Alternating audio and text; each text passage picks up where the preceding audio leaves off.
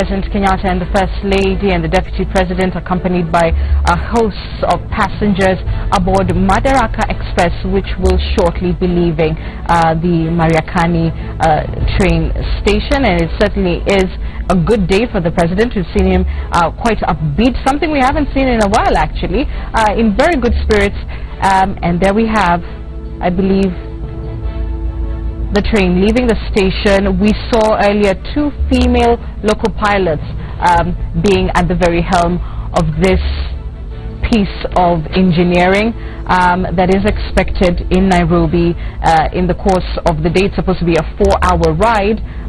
It may take a little longer than that, factoring in the various stops that the President intends to make on his way to Nairobi, and we'll be catching up with that shortly. But these certainly being historic pictures on your screen right now. First time in 100 years since the Lunatic Express left the station that Kenya has a new railway line, one that certainly has been dogged by controversy, but nonetheless there's no denying what you're seeing right now, which is an SGR that is functioning, a key campaign pillar for the Jubilee administration, and whether it will be enough proof to voters come August 7th that they can in fact deliver on their pledges is another matter entirely. But joining us in studio to talk about the political import of this particular flagging off with the very catchy title of Madaraka Express are our analysts in studio in politics, Charles Kipkule and Mark Bichachi. And gentlemen, good morning. Mark, let me start with you. They're incredible pictures to watch, you know, given the historical perspective. What else do you read from this defining moment? Well, there are 2 things. First and foremost, the Jubilee government is quite hard-pressed to show the nation that it has done any gains in the last 5 years of its presidency, and therefore the timing of the launch and things like that imply that the Jubilee government is trying to show that they've delivered. But there are a few questions that they have to answer. One, the first question is, why didn't they just modify the previous railway network that still exists, that is still functional? Today there's trains moving from Mombasa all the way to Uganda on the MGR. The second thing is, was the money well utilized? Was it, can they prove to the people that this is the best use of their money? Those are really the questions that politically will hang on this particular project. The third thing that is an issue for them is that the economics of this thing are very speculative, in the sense that we understand that the nation is a net importer, not an exporter. Therefore, when you say that industries will grow around that, which industries? The second part is, of course, Kenya is an agricultural nation. Therefore, no one is going to put miraa on the train. No one is going to put their flowers on the train. It takes too long. So people are still going to use flights and cars which are shorter. So the economic impact of it all, again, is another question. And then too, the elections are so close, so it's going to be hard for them to show that there is an impact to this. But the one thing that he's done that will work to the benefit of Jubilee, of course, is announcing the price at 700 shillings. That's quite a populist move, and it might work to their advantage. Yeah, and to what extent will the functionality of this train, we understood earlier that, you know, there's a scheduled trip for tomorrow, sometime tomorrow. It's not quite clear whether that will happen or not, but how much will the, you know, the political benefit of the flag of today be dependent on the day-to-day operations of this rail from now on? Well, it's gonna be huge, for the simple reason that we live in an age where everyone who gets on that train will take pictures of it, they'll tell stories of it on social media and things like that. So it is going to be a trending topic. It is going to be a topic that's gonna be big. Now, if the people who took the train ride last week and they said about it being in Chinese and things like that, if people find a lot of negative experiences on that, it could decrease the political value that they get out of it. So they need to really manage the experience. The prices, if you said 700, the people who show up tomorrow have to pay 700. If they pay 750 shillings, it will be an issue for them. So yes, the experience on the train will have a direct impact on the value of these particular projects politically. Just focus a little bit on that experience. How does a political administration manage the expectations and the riding of the train experience for commuters, knowing very well that if people don't enjoy that ride for any reason, then it could give them the exact opposite publicity that they're looking for. Exactly. This is why the government has to be very careful. You see, at the end of the day, ultimate authority in this nation for everything lies with the president. Okay, so basically, if this was the West, what would happen is I remember in the 1980s a train derailed in Britain, and the Minister of Transport had to resign. So yes, there is a direct implication that the government is in control of this project, and number two, because this is a flagship project for the president, it will behoove his handlers to make sure that everything that he said and promised today is actually what is on that train tomorrow.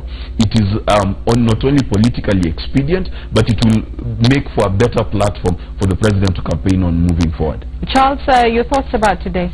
Well, I tend to agree a bit because being the campaign period, they say that politicians campaign in poetry, but they rule in prose. So we are at the campaign period, and right now President Uhuru Kenyatta made a promise, a very ambitious promise to Kenyans that are going to deliver the train, the SGR, and indeed they have done that. So the experience that Kenyans shall be expecting from them starting tomorrow and going forward should be something that they should be worth writing home about.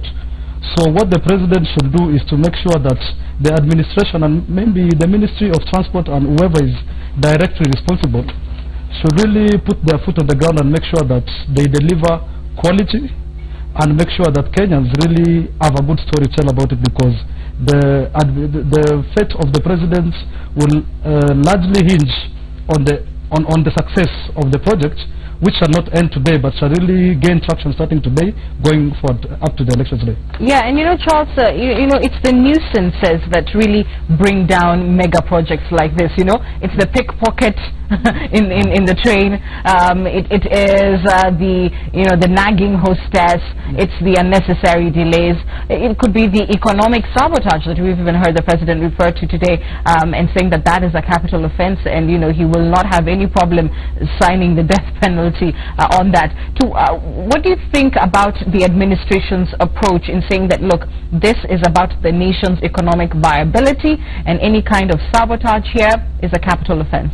I think what President Uhuru has done today in terms of that pronunciation is to give political goodwill to the operations of the SGR in terms of pushing everyone who is in charge of this project to give their best and deliver quality to Kenyans. And you heard in the president's address, he even mentioned something about asking the Minister of Roads to make sure that the road connecting the mainland up to the train station is done and well done, so that Kenyans can access that station very well and efficiently. And he also went further to say that there should be a matatu stage, a terminal at that point, so that to enable Kenyans of the low class to be able to access the station with minimum challenges and such like. So what I think is that the president has injected energy and political goodwill into this project, and it is now up to the people who are tasked with the day-to-day management of this project to make sure that this project, being mega as it is, Madaraka Express, now becomes really something that the nation can be proud to show itself for. Yeah, I want to talk to you, Mark, about that very catchy phrase, Madaraka Express from the Lunatic Express. What do you think in terms of the messaging and the spin on this particular train, bearing in mind SGR as a title has been dragged through the mud? Yeah. Well, it's a very clever move, because of course Madaraka is a very emotive topic to the Kenyan, because we are very proud of our independence. We are very proud of what Kenya has achieved since independence.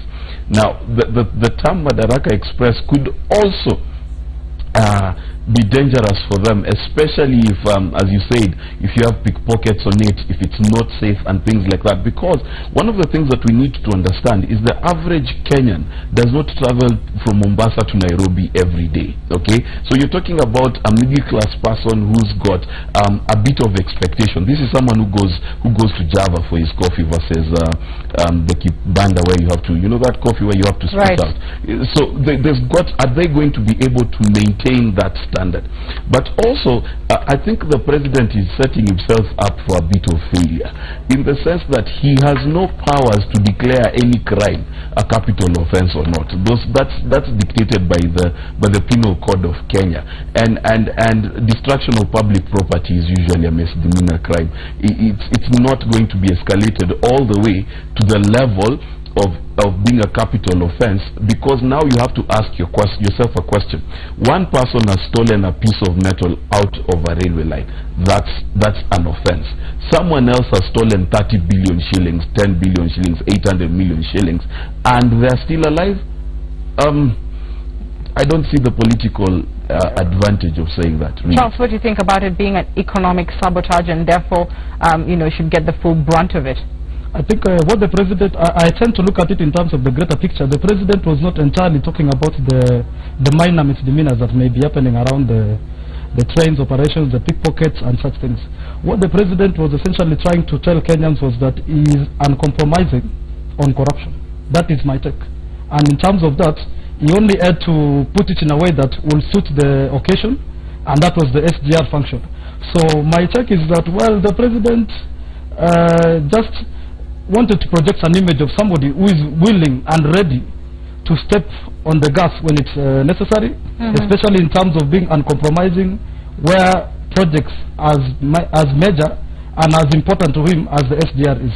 So it was just a strategy for the president to protect his, I'll call it his brainchild. That is what the thing that he wants to write on as he goes to the next election. Yeah, and of course he didn't talk about pickpockets. I mean, that was us just alluding to, the nuisances that can be on a train. But he did speak very specifically about uprooting the rail and that being economic sabotage.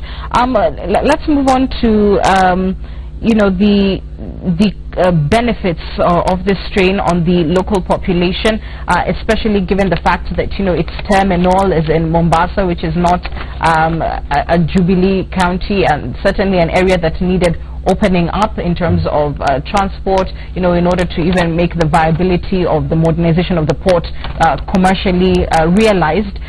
What do you think that will do in terms of boosting his image in this county?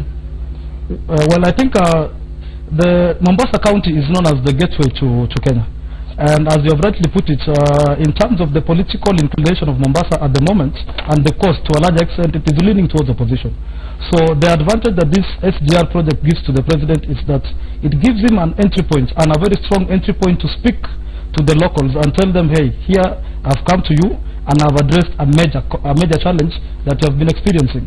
Many people from the coast have a challenge traveling up country because, first of all, the issue of the cost and also the issue of the time that it takes. So the SGR project has eliminated that the time challenge that has been there, and also made it more cheaper for the local Mwananchi to be able to afford this transport up country. And even probably now going down, it will spark commerce for them even at the local level. So I think it will give them a bit of political capital, and what they need to do is to make sure that they sustain this narrative and carve a message for the coast to tell them that we are together, that indeed in the national development agenda for Jubilee, that they really have coast in their minds, and they have delivered amongst their key biggest national projects. One of them benefits the coast most than it does to the other regions of the country. So in my opinion, I think the president has gotten a very strong entry point to the coast to speak to the local Mwananchi in a matter that addresses not only it addresses their expectations even to the level of bread and butter, because now it affects, if I was to pay 1,200 and I'm paying 700, that's 500 shillings saved, and that is not something small to that small person there who earns maybe less than $1 a day. Right. Hold your thoughts. We want to catch up with our Patrick Igunza. He's in Syokimau. Of course, this train is en route to that location. He's joining us now live. Patrick, good morning. Tell us what you can see and what you're hearing.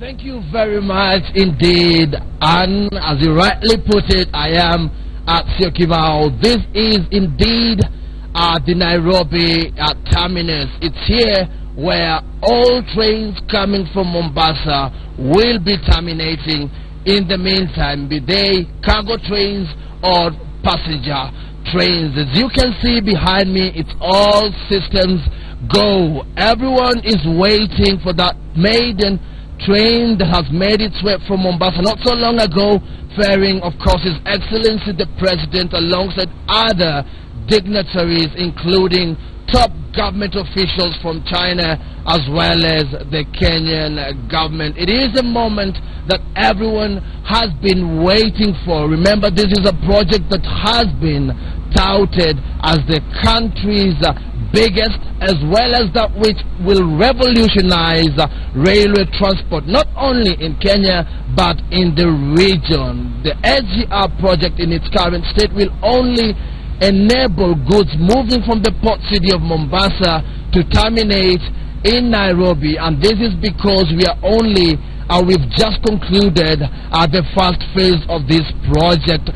When it comes to phase 2, goods will be able to be moved from Nairobi to Naivasha to Kisumu and eventually Malaba before being ferried to other countries in the region. And as you can see, this is just one of the trains. It's not the modern one, but it's one that has been used in the recently launched commuter services within Nairobi. I'm being told that once the president arrives here, he will get in one of these and he will proceed with his journey to the railway station at the heart of the CBD. I'm also being told that in the middle of this particular train, there is a coach or two that were once used by the Queen of England. I can't remember the exact time that the Queen used that particular coach, but I'm being told that it has been attached to this train, and we wonder who will get the privilege of using those particular two coaches. They are historical just as much as this particular infrastructure project is historical. Remember, it is the country's biggest yet and most expensive, close to 400 billion shillings having been spent on this first phase. The country has already secured funding for the next phases, and works are already ongoing when it comes to actually continuing this project from Nairobi to the other parts that I mentioned earlier on. And speaking of these commuter services, it comes closer to what I want to talk about, which is just how the new railway line will be interlinked with the old one. Because we are still at the first phase, it means goods can only terminate here in Nairobi. And the question is, how will they be ferried to the other parts of the country? And that's where the Kenya Railways Corporation is currently engaging the management of Rift Valley Railways to see whether it will be possible for the corporation to take over the operations of RVR so that the two railway lines, both the old and the new, can be linked and allow goods as well as passengers, should there be need, to be ferried from Mombasa to Nairobi on the new track, and then from Nairobi to the other parts of the country on the old one. These are talks that are currently ongoing, but this does not mean that has to be the option, because again, a number of factors have to come in before exporters decide which mode of transport they are going to use. Remember, we also have the road transport, which has come under immense pressure due to the increasing number of goods being ferried from one part of the country to the other, as well as the increased number of trucks on the road. Mombasa Highway is currently overburdened, and that's why this particular infrastructure is being said that it will revolutionize matters transport in the country. How that will play out is something that we are still waiting to see.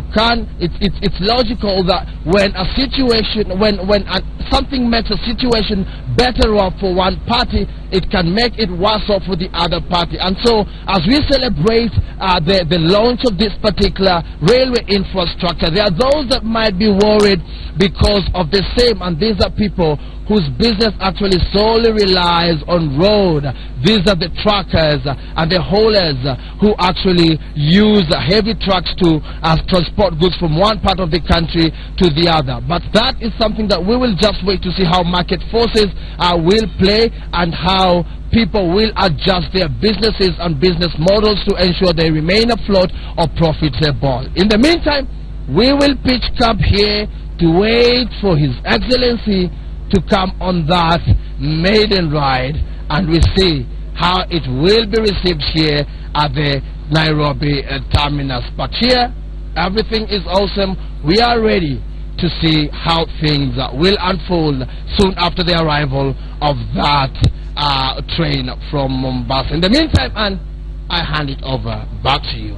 Thanks very much, Patrick Igunza, reporting still with me in studio, Mark Bichachi and Charles Kipkule, both political analysts. Mark, let me come to you on this one. What do you think was the wisdom, or lack thereof, in making SGR, the flagship project of Jubilee?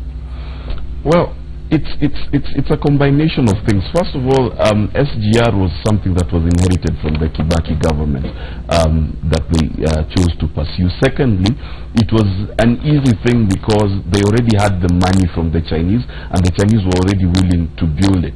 So it was a logical decision in the sense that it was, of all the promises that they gave about infrastructure, it was the one which they could quickly ride on without much risk, because if you already have the money and you already have the expertise to build it, it's already there. Now, the funny thing about this SGR project, of course, there's been the discussion about the dry dock in Naivasha, and that's where you get into trouble with the coastal region, because if you move the port of Mombasa out of there and move it to Naivasha, then you're significantly saying that a lot of the jobs and businesses that are around the port will have to find a new way of surviving, and that's really where the SGR gets into trouble with the coastal region.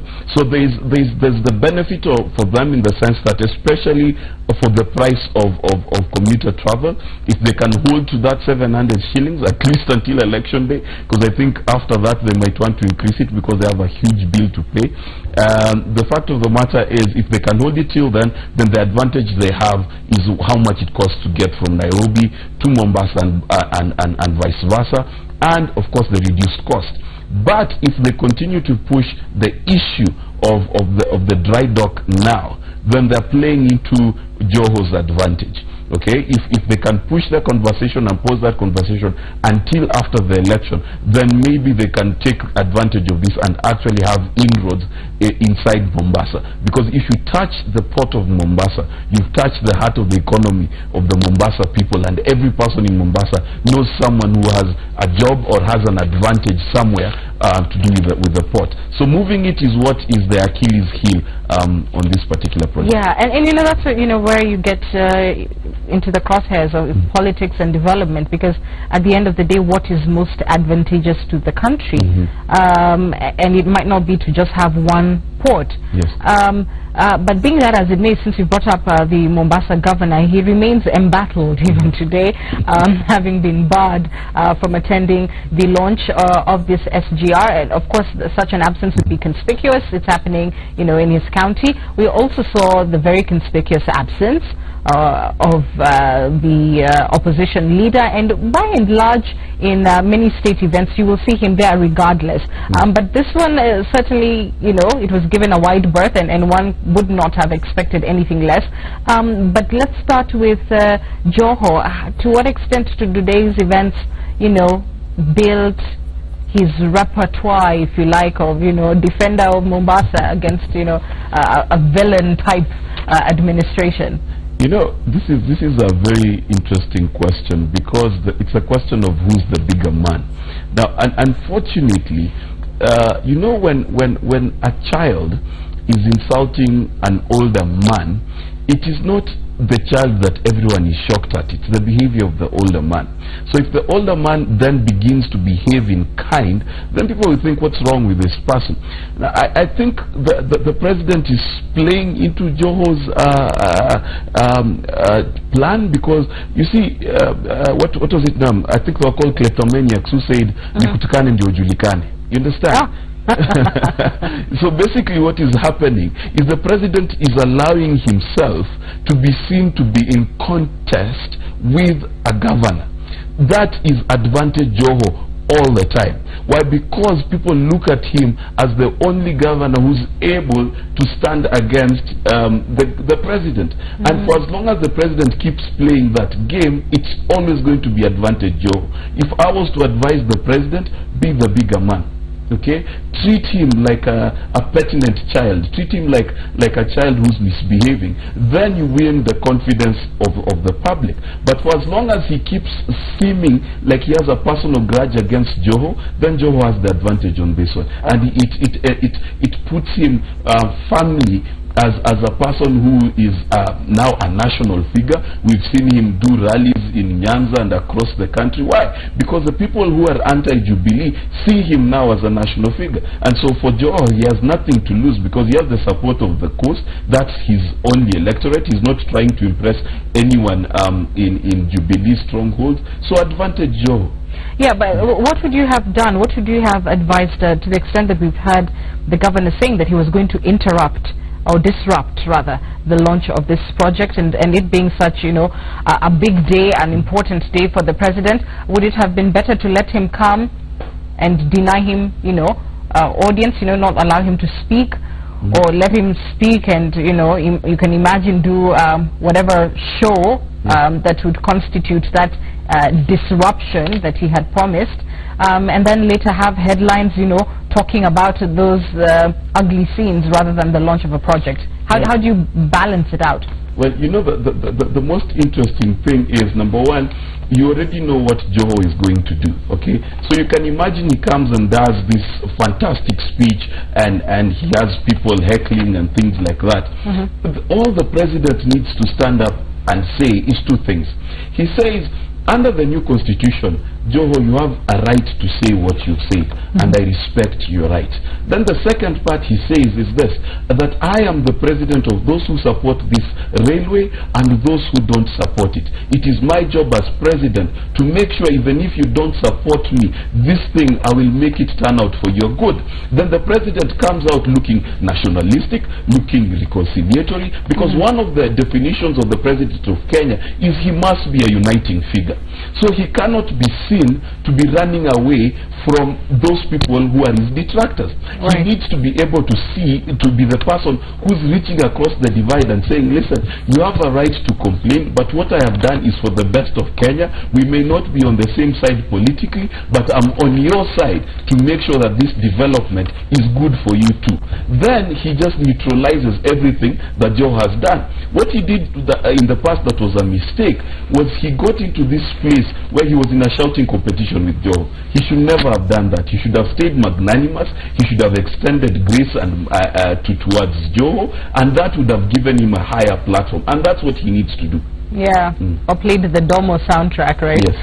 Okay, Charles, let me come to you, because since we've seen and heard from the president, who's very upbeat about this day, you know, it's a big win, at least from the Jubilee administration's point of view.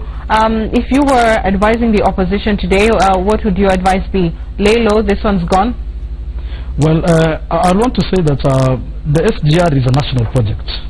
And for the opposition leaders, and especially the coastal leadership under Joho, and probably the rest, because I understand even the opposition leader was invited to grace the occasion, they could have come to serve this as a moment in history in Kenya. That is to the extent that they look at it, depoliticize it, and look at it as part of a national project.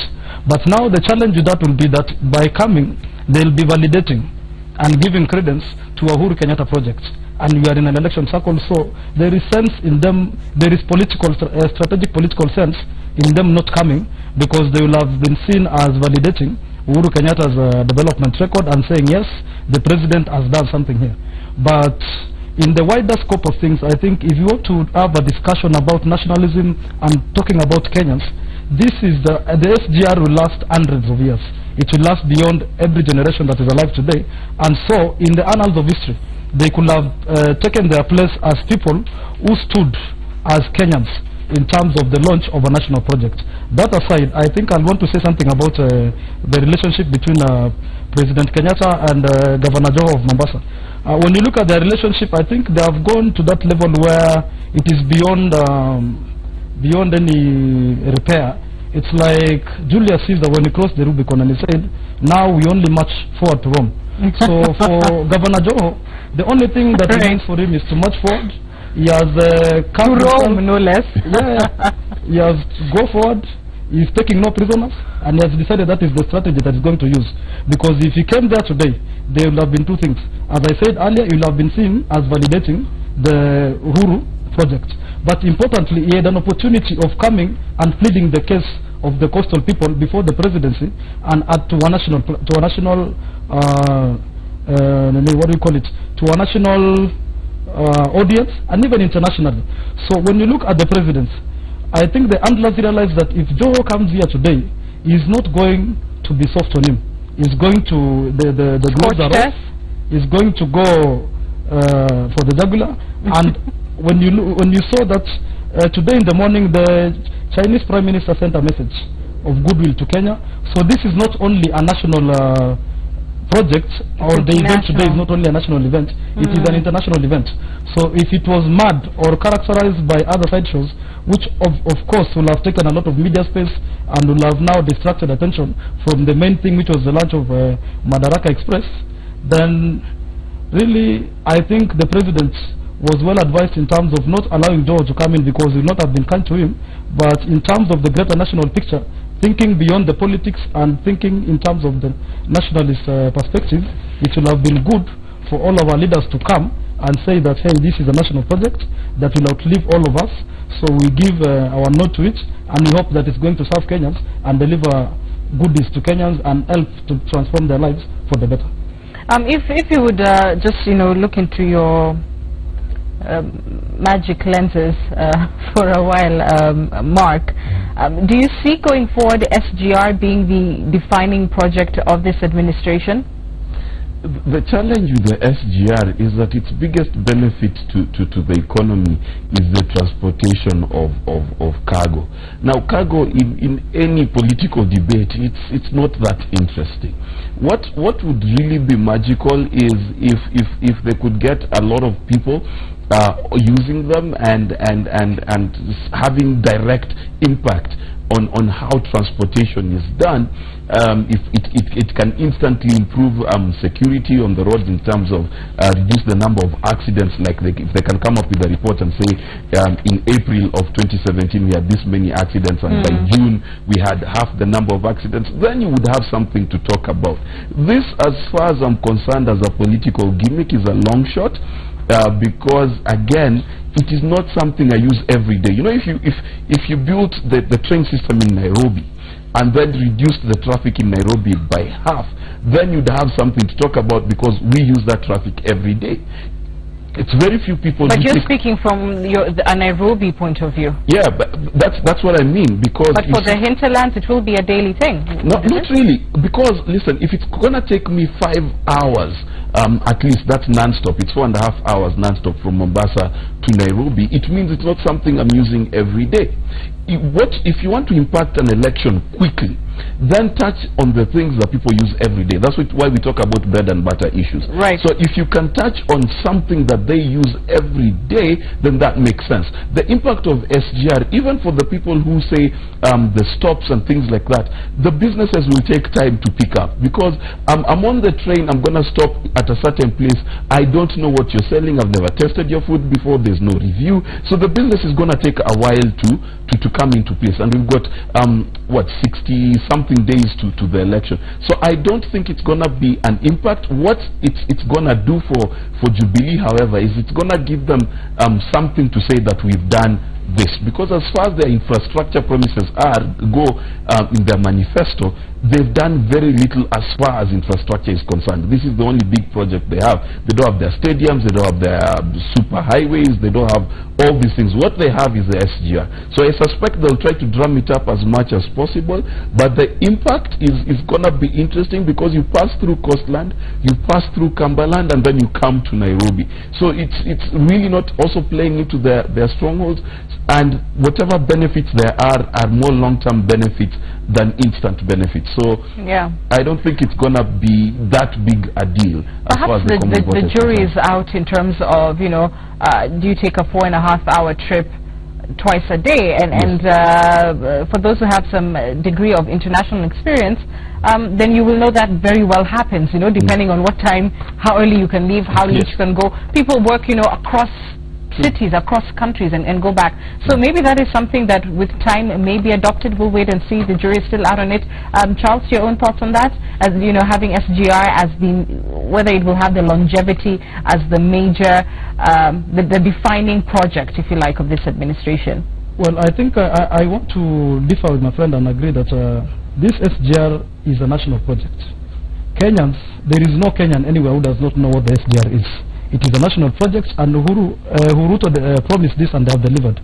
Essentially what they have done is that they have transformed the old rail, which is actually a monument of inefficiency, into now, with the SGR, a symbol of progress and going forward. As what the president said, it is now, he gives this to posterity. So Kenyans everywhere shall be looking at the Jubilee administration and thinking that, well, they promised a number of ambitious projects, and key among them was this SGR project. Of course, they have delivered on some things like the last mile connectivity and electricity. They have done a bit of work on the issue of the laptops. Of course, there's been a problem with that. But on the SGR, what they delivered is what they have promised, including the dates. They said on the 1st of this day, we shall be launching, and this is what has been done. And so, what only remains for them is to carve an image of administration in the first term, which has been able to promise things and deliver to a certain extent, and now what remains is that there is a lot of work that needs to be done, which is why they're saying beyond it coming to, it terminates in Syokimau at the moment. Right. But in the other phase, it's extending to the dry port in Naivasha, but in the larger picture, it's going all the way to Malaba. So if they are able to go out there and tell Kenyans, hey, look here, we've been able to do it from Mombasa to Nairobi in these 5 years. So give us another term, we are going to deliver this and make sure it goes all the way to Malaba. This is a project that shall cut through the heart of opposition and tell them, well, it's not only benefiting a certain component of the nation, it is actually a project that is traversing the whole nation. And the benefits, even beyond the cargo, you know, politically, we tend to look at only the masses as the people, the common mwananchi as the only people who benefit from these political projects. But let's look at the cargo and the main business interest that are going to be enabled and made more efficient. Politics operates around several spheres, including the hidden hand of the business community who have a bigger interest. And these are the benefactors and people who are going to be opinion shapers, and guys will come up in a platform and say, my business has been enabled because of this. So in terms of going forward, the challenge for Ruto now is to cover a message. Tell Kenyans that we've been able to deliver to this point, that this is what we've been able to do, and going forward we want to take this to cover the rest of the country and give this SGR a national image. And that's when we'll even disabuse the notion that terminating it in Naivasha, or that feeling that it is going to an area where there is perceived Jubilee domination, so they're trying to please or to reward a certain area. So stretching it all the way to Malaba, in terms of a promise, they come here and give Kenyans a promissory note and say, this is where we have reached, we are going here. So in my view, I think what the president has done today and his administration in this first term as concerns the SGR is that he's been able to deliver in a very key flagship project which has national visibility, and all he has to do is say, Ruto, in 4 years we've been able to deliver this. So can we be able to paint a bigger picture of Ruto in 10 years? It's up to them. If they can do it, then, well, the benefits shall be there to it. All right. We want to switch gears, catch up with our reporter Sam Gituku now. He's aboard that maiden voyage. Sam, what is the ride like?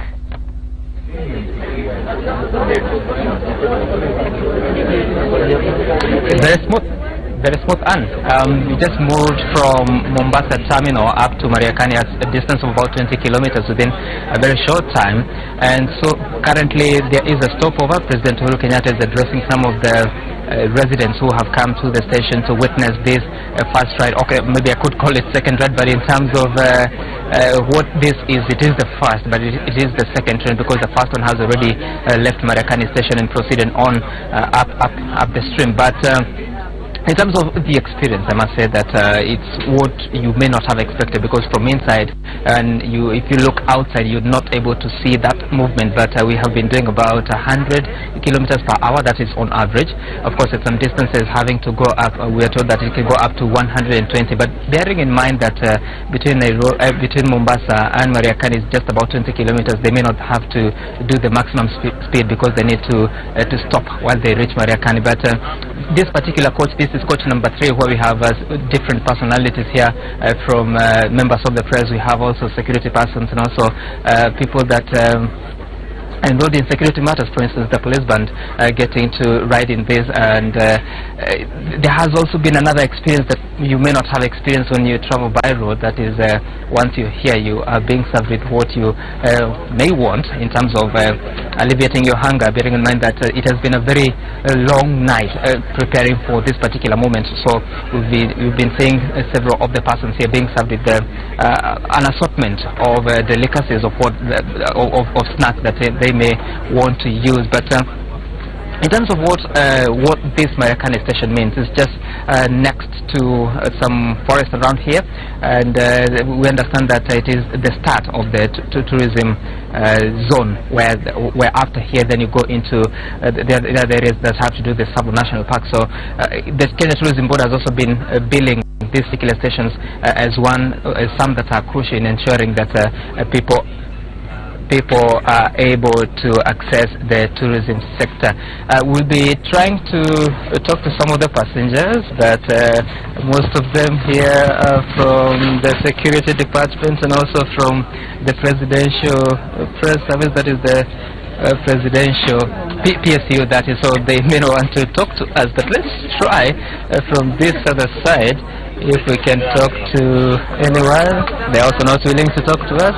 Of course, most of them, as I said, from the security department. Now those are the attendants here. You can see them passing there, taking away the containers of what has been served. And it's a challenge to talk to anyone here. They said that they are from the security side. Others are members of the press. They are my colleagues. They may not want to talk to us on television, but there are some ladies there. Let's try and see if they can talk to us.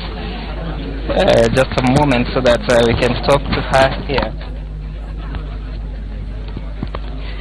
Good morning, ma'am. Maybe you may tell us your name and how your experience is so far having to move from Mombasa to Mariakani. Very nice, fantastic. I'm Elda Ingaywa. Sorry, what's your name? Elda Ingaywa. Very fantastic.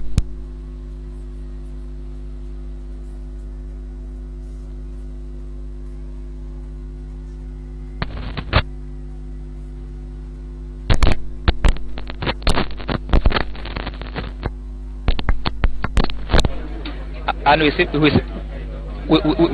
to be having a challenge with the audio. Let's just do it again. You said that you are feeling fantastic having to be part of the first ride, but maybe you may just tell us, where do you come from and how were you selected to take part in this ride? One of the security officers.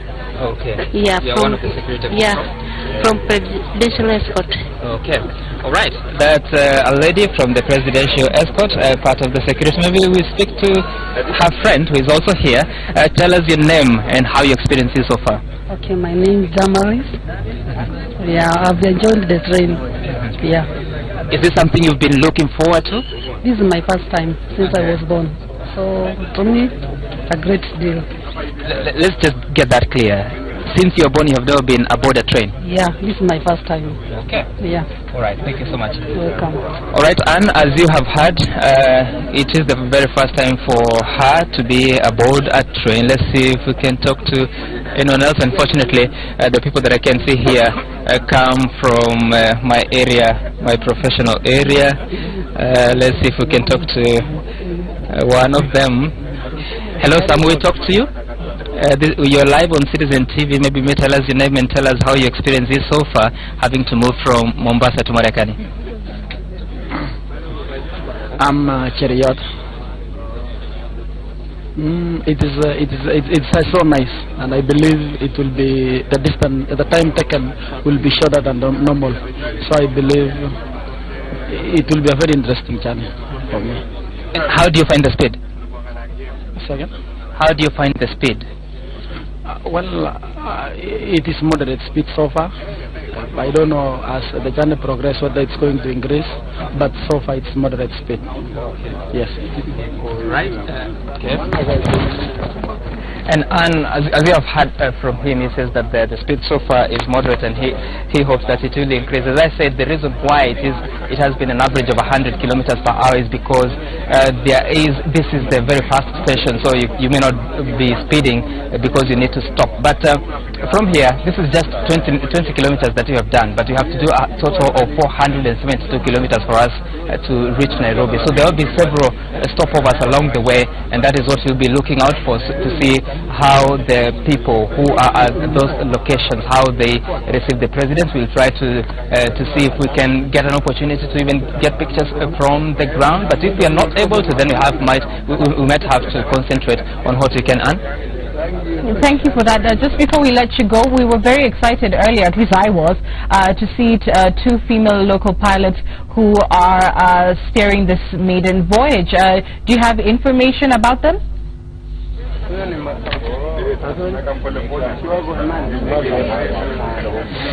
Well, we just have that indication from the very first train, but particularly if you are to ask me who is can I say driving or riding this train, who is piloting this train, I am not so sure, because I've been held in we have been at the coach number 3 for some time now. We were not even able to see them come aboard. But in terms of the representation of the female workers in this entire project, we have seen it quite in a big way, because as I said earlier when we spoke in the morning, is that at the station itself, at the Mombasa terminus, we have several officials, especially those who are ushering the passengers to up the platform and also into the train. But also here within the coaches, we have also seen several female workers and also the male workers, especially during the service time. There were some male workers and also female workers. So it's sort of what we've seen. Fair representation of both genders, so we'll be expecting to see then in terms of the actual numbers when it comes to focusing on the entire establishment of the staff for the SGR so far, then how that will be. But of course, and it's still early to see, because we understand that there should be some 5 locomotives that should be for passengers, so we'll be expecting to see how many women would be working on those trains. But also for the cargo trains, which are supposed to be about 51, because the total is about 56 locomotives, so 55 for the passengers and 51 for the cargo train. So we'll be expecting to see the staff establishment. But in as far as the cargo train that was launched yesterday, we saw some 2 gentlemen who were steering that particular locomotive. All right, thank you very much, Sam. Enjoy your ride. We'll see you back in Nairobi. Sam Gituku has been reporting for us in the first 3 hours of Citizen Extra. I want to thank very much our analysts in studio this morning, Mark Bichachi and Charles Kipkule, and all the guests that we had this morning. Keep it Citizen TV, of course, as we give you that coverage of this maiden voyage of Madaraka Express. I am Anki Guta. Have a wonderful day, and we'll see you tomorrow night on Citizen Live at 9. Bye-bye.